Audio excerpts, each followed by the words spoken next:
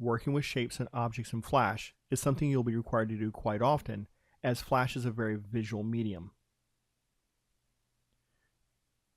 If you go to your Tools panel, you can select a tool and draw it.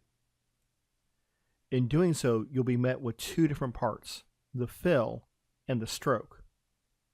On the bottom of your tool panel, you might notice a pencil and a paint bucket. The color for the pencil is going to be the color for your stroke, or the outline of the object, and the color for the paint bucket is the fill, or the inside.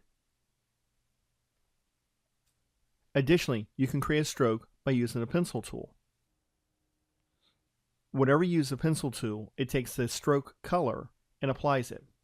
Whereas if you take the paintbrush tool, it's going to use the fill color.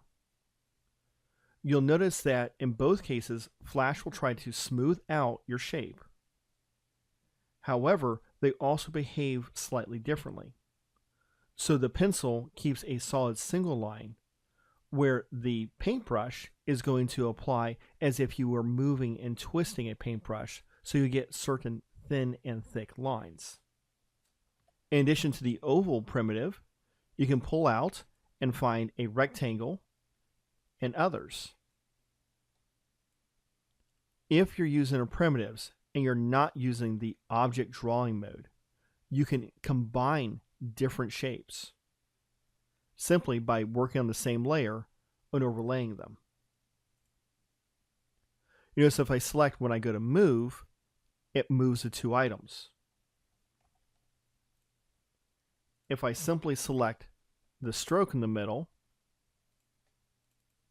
now I can move the entire piece as one.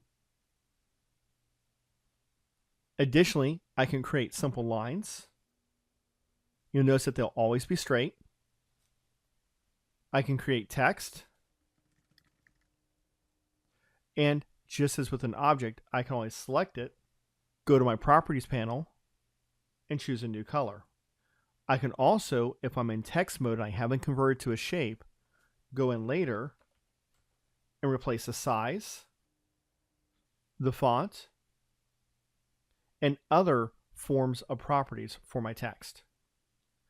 Finally, one of the more versatile tools that you'll run into is the pen tool. Similar to working in Illustrator, you can click and start to shape different objects, just as you would expect to see in Illustrator. Then you can use your paint bucket tool to come in and fill inside that object if you want to. If you found this video tutorial helpful, please like and share it with others. If you want to keep up with other videos that are coming out, make sure you subscribe to our YouTube channel and like us on Facebook. That way you can get the most up-to-date information.